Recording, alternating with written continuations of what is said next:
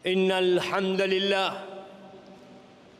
نحمده ونستعينه ونستغفره ونعوذ بالله من شرور أنفسنا وسيئات أعمالنا.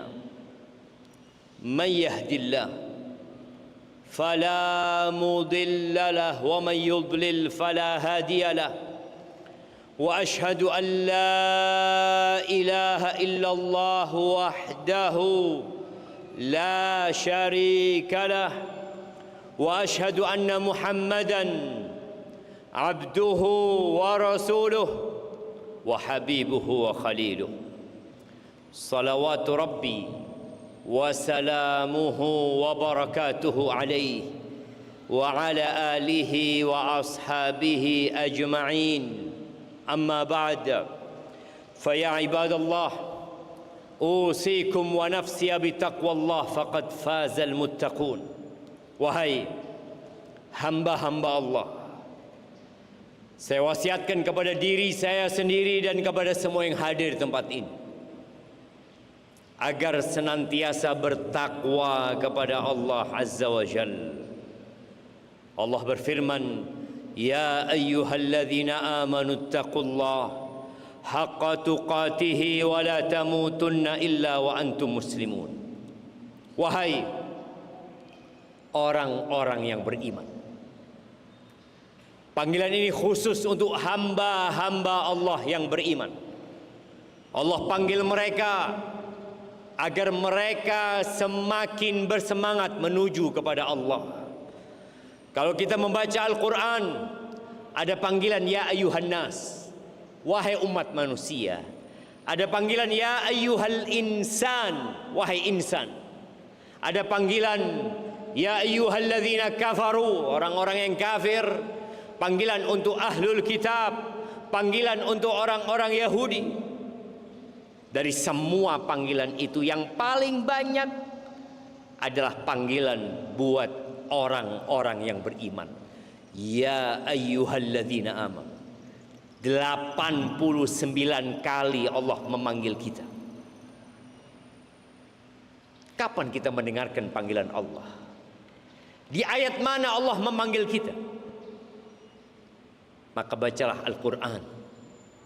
Engkau akan melewati panggilan itu satu demi satu. Di ayat ini di surat Ali Imran, Allah mengatakan, wahai orang-orang yang beriman, bertakwalah kalian kepada Allah dengan sebenar-benarnya takwa. Wala tamutunna illa wa antum muslimun. Dan janganlah kalian mati kecuali dalam kondisi Islam.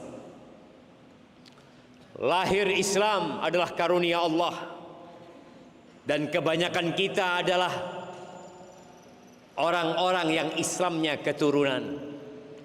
Tapi bersyukurlah kepada Allah atas nikmat itu, dengan cara kita belajar dan mengkaji bagaimana menjadi muslim yang sejati, bagaimana bertakwa kepada Allah dengan sebenar-benarnya takwa. Tidak ada jaminan kita yang hari ini berada di masjid akan mati dalam kondisi Islam. Tidak ada jaminan orang-orang yang telah berangkat haji dan umrah akan mati dalam kondisi Islam. Dan ukuran orang soleh itu adalah tatkala mati datang menjemputnya. Di masa Nabi alaihi salatu wassalam ada seorang penulis wahyu yang matinya murtad. Ada cerita seorang muadzin yang tiap hari kerjanya naik ke menara mengajak orang-orang menuju kepada Allah. Dan kita tahu dengan keutamaan orang-orang yang berazan, atwalun nas a'naqan yaumal qiyamah, akan menjadi orang yang paling panjang lehernya pada hari kiamat. Tapi ada di antara mereka yang matinya murtad. Rasulullah sallallahu alaihi wasallam seringkali beliau berdoa mengatakan, Ya muqallibal qulub, tsabbit qalbi ala dinik. Ya Allah, yang membolak-balikkan hati, tetapkan hatiku di atas agamamu. Para sahabat berkata kepada Nabi SAW, atakhafu alaina? Apakah engkau takut sama kami? Amanna bika wattaba'nak. Kami telah beriman kepadamu dan kami mengikutimu. Apalagi yang kau khawatirkan? Beliau SAW mengatakan bahawa hati manusia baina asabi'ir rahman, berada di antara jari-jari Allah, yuqallibuha kaifa yasha. Allah bolak-balikkan menurut kehendak Allah Azza wa Jalla. Kita melihat bagaimana Abu Talib, paman Nabi, yang merawat Nabi sejak berumur 8 tahun sallallahu alaihi wasallam, yang tatkala Nabi berdakwah mengajak kepada Allah, pamannya pasang badan membela Rasul sallallahu alaihi wasallam di tahun ke-10 kenabian. Dikatakan kejadian itu di bulan Ramadan. Paman Nabi alaihi salatu wassalam sakit parah. Lalu beliau datang membesuknya. Ternyata di rumah itu sudah ada Abu Jahal, ada Abdullah bin Abi Umayyah, ada tokoh-tokoh musyrikin Quraisy yang lainnya. Mereka sedang menunggu Abu Talib. Mereka semua khawatir Abu Talib mati dalam kondisi Islam. Datanglah Rasul sallallahu alaihi wasallam. Nabi mengatakan kepada pamannya, "Qul ya am." Wahai paman, katakan la ilaha illallah. Pamannya orang Arab, lahir di negeri Arab. Kenapa dia tidak mau mengatakan la ilaha illallah? Apa sulitnya buat dia? Tidak perlu dibimbing dia untuk mengatakan la ilaha illallah, karena itu bahasa dia.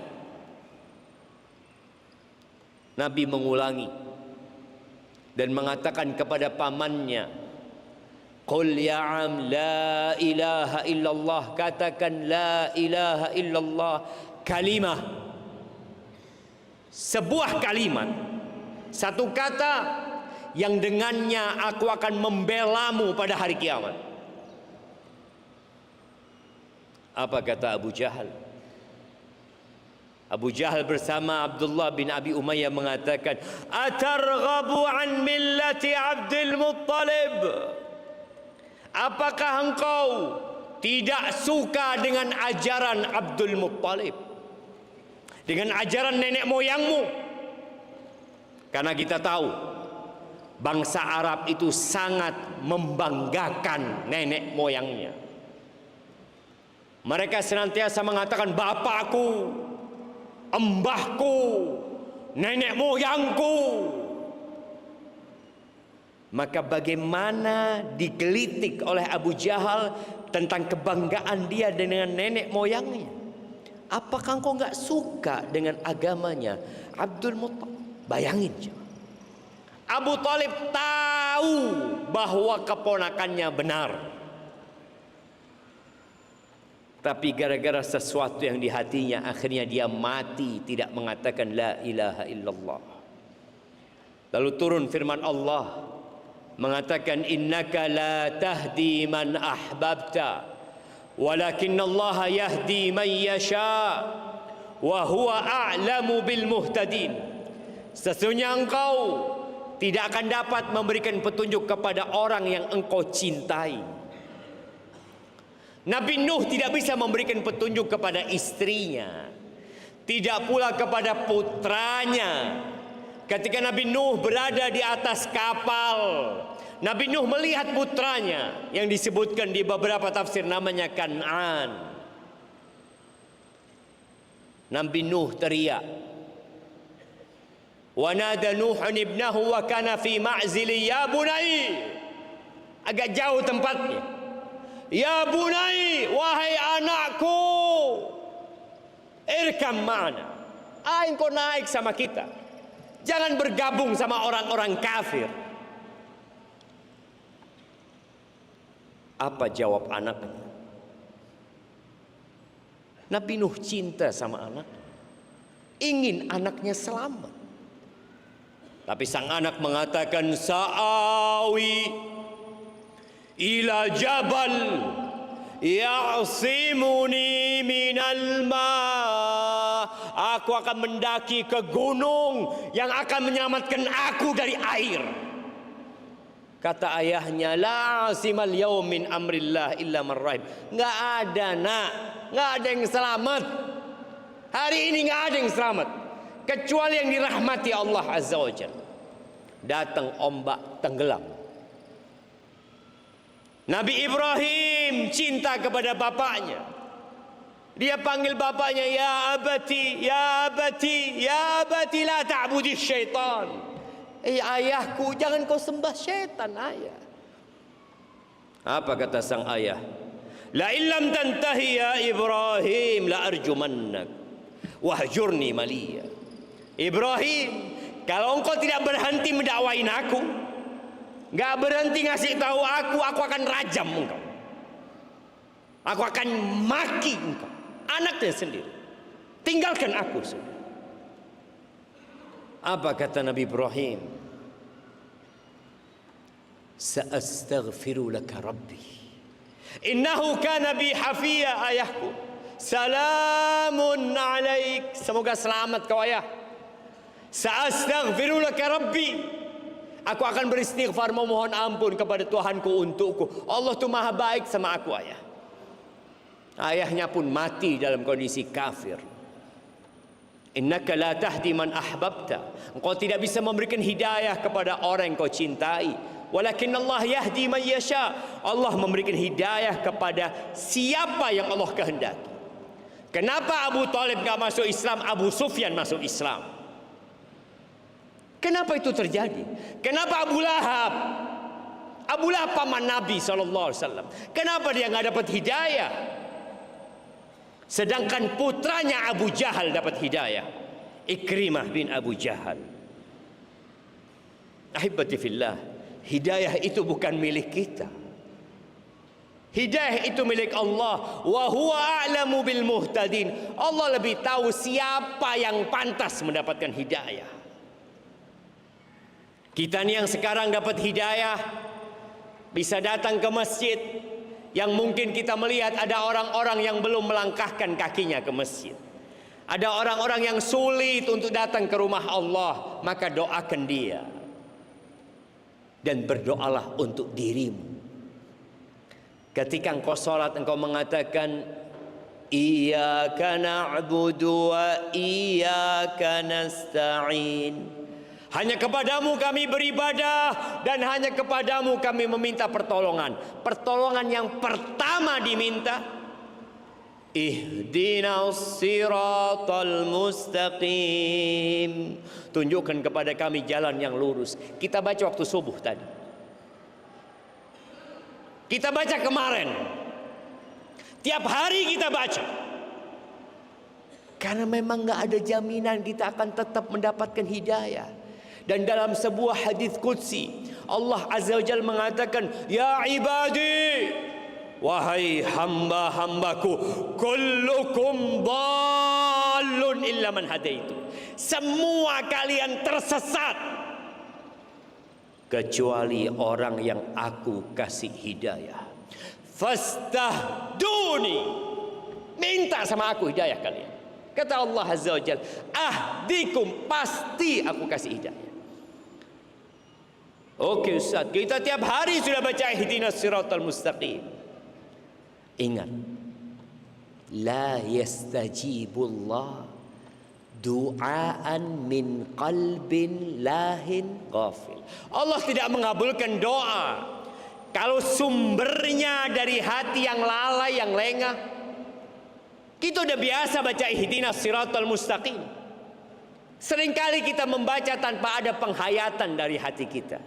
Maka jamaah, mintalah kepada Allah hidayah.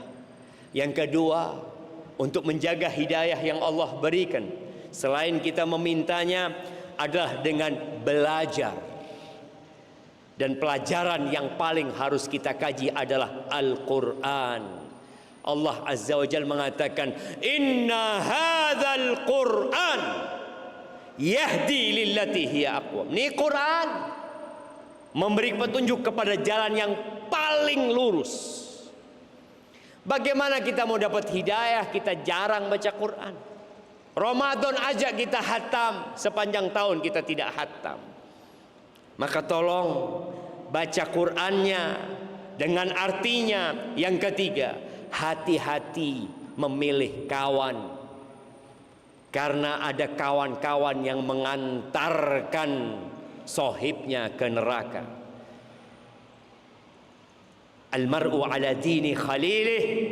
Manusia itu tergantung agama teman baiknya. Falyandur man yukhalil. Hendaklah dia melihat dengan siapa dia berkawan.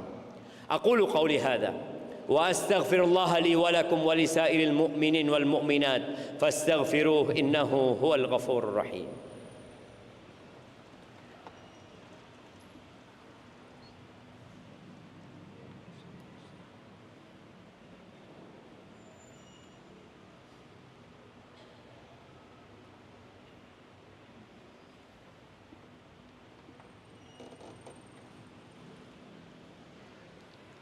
Alhamdulillah wa kafa.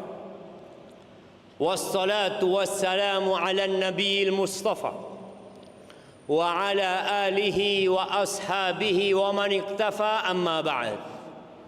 Jamaah rahimakumullah, untuk menjaga hidayah adalah dengan mengamalkan ilmu yang kita pelajari. Jangan sampai ilmu yang kita dapat hanya sekedar untuk menambah wawasan, menambah pengetahuan, nggak ada gunanya. Kelak pada hari kiamat kita akan ditanya ilmunya dipakai buat apa.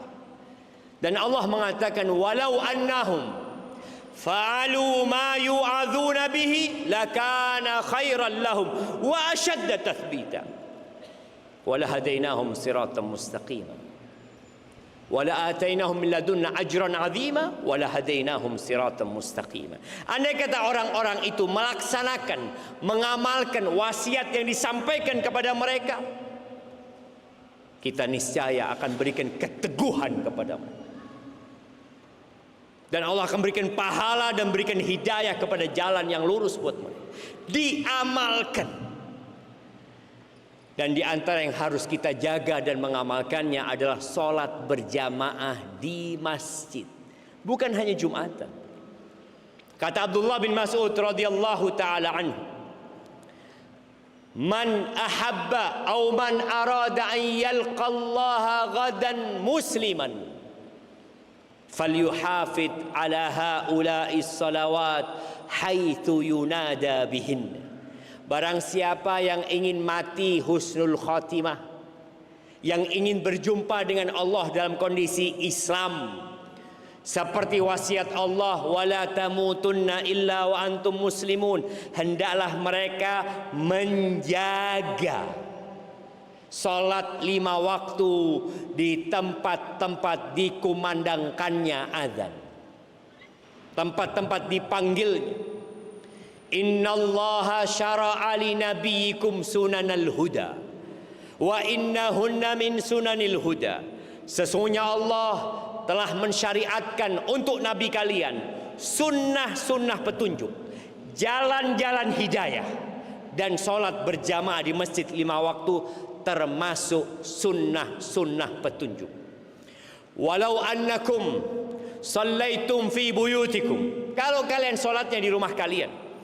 Abdullah bin Mas'ud menjelaskan bagaimana ketika orang itu berwudu dari rumahnya, kemudian dia datang ke masjid, ke rumah Allah, 1 langkah dihapuskan dosa, 1 langkah diangkat derajatnya oleh Allah Azza wa Jalla, dikasih pahala. Itulah yang akan menjaga. Tapi kalau kalian sholat di rumah kalian, walau shallaitum fi buyut, sah sholat kalian, la taraktum sunnata nabiyikum. Berarti kalian telah meninggalkan sunnah nabi kalian. Walau taraktum sunnata nabiyikum la dhalaltum. Kalau kalian meninggalkan sunnah nabi kalian, kalian nanti akan tersesat. Walaqad ra'aituna. Ini cerita sahabat Abdullah bin Mas'ud. Aku melihat di tatanan masyarakat di masa Nabi sallallahu alaihi wasallam, wa ma yatakhallafu anha illa munafiqun ma'lumun nifaquhu. Enggak ada orang yang enggak salat jamaah kecuali orang munafik, kata Abdullah bin Mas'ud. Aku lihat sebagian orang itu dipapah untuk ke masjid. Jamaah, salat di rumah sah. Tapi kita dipanggil, hayya 'alas shalah, ayo salat. Ayo, hayya 'alal falah. Kemana kita pada waktu itu? Salat Jumat saja kita melihat masih banyak yang telat. Masih banyak yang datang ketika khatib naik mimbar. Apa yang kau cari sebenarnya dalam kehidupan ini? Allah sudah turunkan surat Al-Jumu'ah, aturan-aturan Jumatan. Idza nudiya lis-salati min yaumil jumu'ah fas'au ila dzikrillah wa dzarul bai'. Cepat engkau ke rumah Allah. Tinggalkan perdagangan, perniagaan, bisnis, tinggalkan. Tapi sebagian kita berpikir bahwa dunia lebih penting daripada Jumatan. Jamaah, selesai Jumat silahkan engkau kemana saja bekerja. Tapi tolong, malaikat-malaikat itu duduk di pintu-pintu masuk masjid, mencatat orang-orang yang datang. Ketika khatib naik mimbar, buku malaikat ditutup. Hilang kita dari catatan malaikat. Jamaah rahimakumullah, hari ini hari Jumat, harinya bersalawat kepada Nabi alaihi salatu wassalam.